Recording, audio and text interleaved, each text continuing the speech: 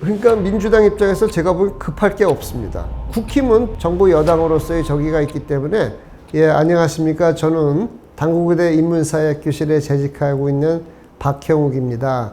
제가 대한의학회 부회장도 맡고 있고 또 전국의과대 교수회 전의교협의 부회장도 맡고 있습니다. 특히 이제 지난 연말 그리고 금년 초에 있었던 보건복지부와 의사협회 의료협회 그 위원으로 참여를 했기 때문에 여러 가지 이유로 해서 이제 추천을 받은 거죠. 그래서 가게 됐습니다.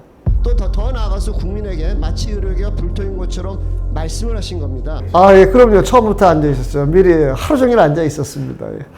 그래서 사실 오전에 이제 여러 가지 질의응답하면서 좀 답답한 측면도 있었습니다. 의원님들께서 여러 가지 이제 질문해 주셨는데 약간 포커스, 그 전곡을 찌르는 질문은 좀 안 나왔던 것 같고, 그리고 보건복지부 장차관께서 사실과 다른 그런 얘기를 하면서 매우 답답했는데 다행히 이제 거의 그 막판에 대해서 저한테 그런 질문들을 해주셔서 거기에 좀 답을 할 수 있었습니다. 그 이전에 협의했던 협의체에 연락을 취해 보신 적이 있습니까? 취하지는 않고 의대 지원에 관한 논의는 전혀 없었습니다.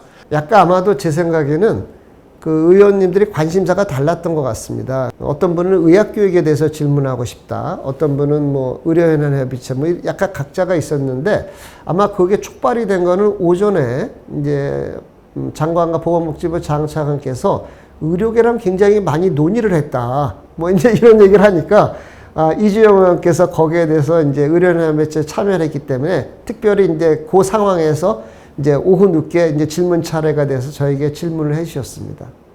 제 생각에는 그 장면을 많은 분들이 보신 것 같습니다. 그래서 정부가 상당히 거짓말을 했다라는 걸 이해하신 분들이 좀 많이 그래도 늘지 않았나 저는 그렇게 생각이 들고요. 다만 청문회 하나로 모든 게 바뀔 수는 없겠죠. 하나의 계기고 또 이렇게 진행되어 온 거 보면 그것만으로는 부족하다. 어떻게 보면은 중요한 게 그 의원들도 약간 한계가 있는 것이 정부에서 이제 그 장관께서 본인이 2,000명을 결정했다. 아무도 믿지 않습니다. 저도 사실이 아니라고 생각하고요. 그리고 정책을 한 사람들이고 또 보건복지부를 잘 이해하는 분들이라면 있을 수 없는 일이라는 걸 잘 알고 있습니다. 그런데 이제 그렇게 얘기했을 때 그 사실이 아니라는 증거가 있어야 되잖아요. 그 증거를 갖다가 뭐 대통령실이든 이제 보건복지부는 그 자료죠. 의원들이 요구하는 자료란 말입니다. 어떻게 논의했냐? 그 논의한 자료를 내놔봐라. 그러니까 안 내놓는 거거든요. 그러니까 이제 더 이상 진전이 안 되는 측면이 있는 겁니다. 만약에 정상적인 어떤 그 정부 부처고 대통령실이라면 그게 뭐 비밀은 아니잖아요. 비밀이 아니기 때문에 그런 자료를 내놓으면 그걸 갖고 또 의원들이 질의를 할 수 있을 텐데 그거를 꽁꽁 숨기는 거거든요. 강한 국정조사든 뭐 특검이든 어떤 형태로 그 자료들을 이제 사실을 국민이 알아야 되는 자료거든요. 그런데 그걸 안 내놓는단 말입니다. 그러니까 이거는 어떤 형태로든지 그런 강제력이 동원되지 않고서는 진실이 국민에게 알려질 수 없겠구나. 그런 생각. 물론 당연히 이제 일반적인 건 알고 있지만 어떤 과정을 통해 가지고 2,000명이라는 숫자가 도출이 된 건지 그것에 대한 정확한 어떤 사실을 알기 위해서는 강제력이 필요하지 않나 저는 그렇게 생각을 합니다. 이래서 이제 뭐 민주당 입장에서는 정치적으로 굉장히 그 활용할 수 있는 거죠. 교육부하고 복지부 공동으로 청문회를 10개 얘기라 그러더라고요. 그리고 나서 이제 국정감사가 있게 되거든요. 10월에는. 그리고 또 그 이후에 국정조사까지 갈 수도 있습니다.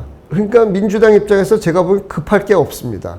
급할 게 없다는 게 정말 이 문제를 해결하려는 관심이 있다기보다는 어떻게 보면은 이제 정치적으로 이 문제를 또 활용할 수도 있는 거거든요. 그렇고 국힘은 또 말하자면 기존의 입장이 있고 정부 여당으로서의 적의가 있기 때문에 이게 대통령실의 변화가 없지 않는 한 적극적으로 나서지 않는 것 같습니다. 결국 지금 상황에서는 여든 야든 대통령실의 어떤 대통령의 입장 변화가 따르지 않으면은 이게 급격하게 바뀔 가능성이 없는 거죠. 뭐 그리고 정부의 발표를 보면 뭔가 될 것처럼 해결될 것처럼 얘기하잖아요. 그걸 또 언론이 그대로 봤습니다. 언론이 그대로 받으니까 뭐 해결되나 보다 이렇게 노력하나 보다 라고 이해하고 그 뒤는 관심도 없죠. 악화되어야 국민의 관심이 나옵니다. 불행하게도. 우리나라는 그런 나라예요.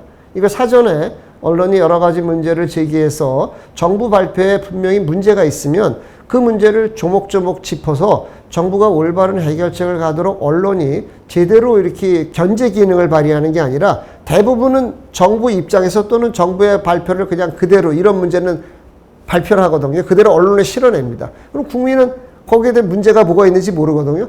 국민이 문제의식을 느끼게 되면 나중에 악화돼서 악화돼야지 이제 국민들은 문제의식을 느끼게 되는 거죠.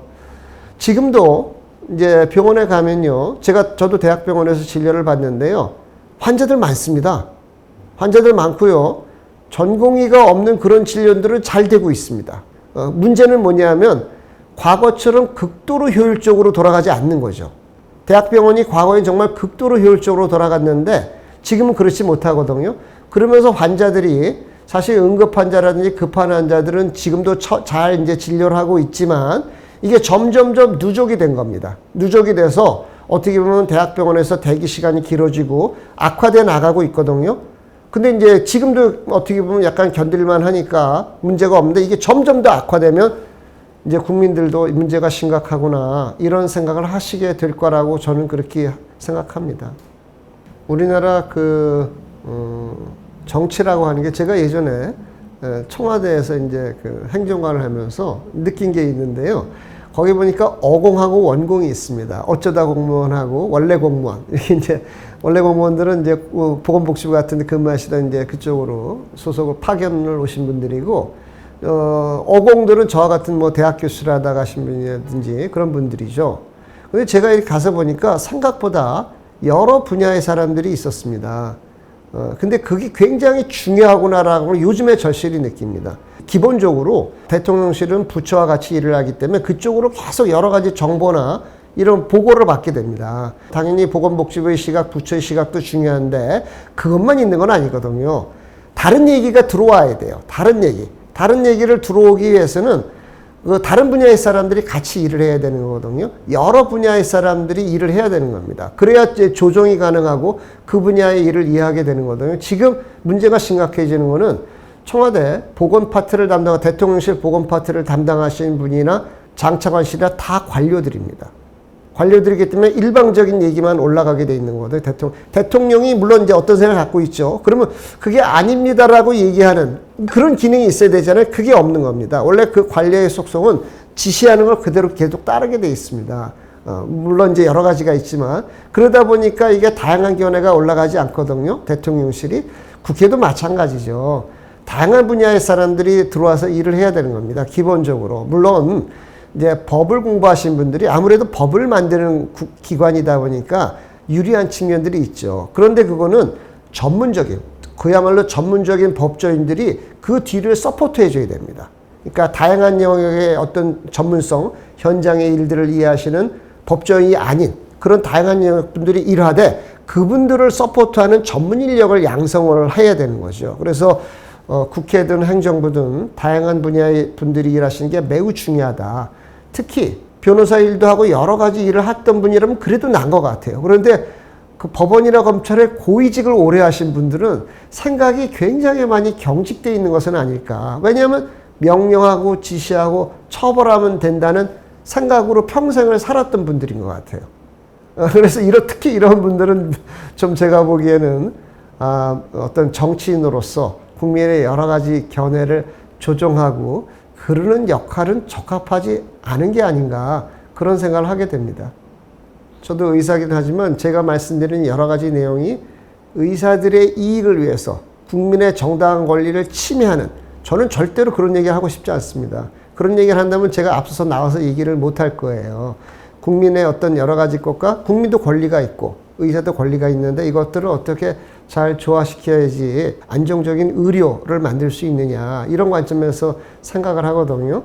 의원님들이 의사 출신이라고 해서 의사들의 말만 들어야 되는 건 당연히 아니죠. 그래서도 안 됩니다. 그런데 중요한 건 이제 전문성이라는 게 있잖아요. 그렇기 때문에 그 의료 현실을 누구보다도 이해하실 수가 있을 겁니다. 그런데 이제 대개 보면은 이제 우리나라는 소속 정당의 어떤 그 입장을 말하자면 벗어나기가 쉽지 않은 것 같습니다. 그러니까 민주당은 또 민주당대로 입장이 있고 또 국힘은 국힘의 입장이 있으니까 이 의원들께서 두 가지죠. 하나는 나는 그런 거 고려 안 해. 내가 현장의 얘기를 그냥 전달하겠어. 이런 결기를 가지신 분들이라면 그렇게 할 수 있겠죠. 근데 만약에 그런 분들이 없다면 말하자면 내가 그 정당 내에 정치력이 있어서 이런 걸 내가 거스르고도 할 수 있는 어떤 정치력이 있다. 그럼 또 목소리를 내실 수도 있겠죠. 근데 그러니까 유주로 거꾸로 말씀드리면 그런 결기도 없고 소속 정당 내에서 어떤 정치적 파워를 가질 수 있는 그런 입장도 아니고 그러다 보니까 많은 의원님들께서 그냥 숨을 죽이고 약간 이제 거기에 이제 도움이 되는 그런 정도의 스탠스를 갖고 있는 게 아닌가 저는 그렇게 생각을 합니다.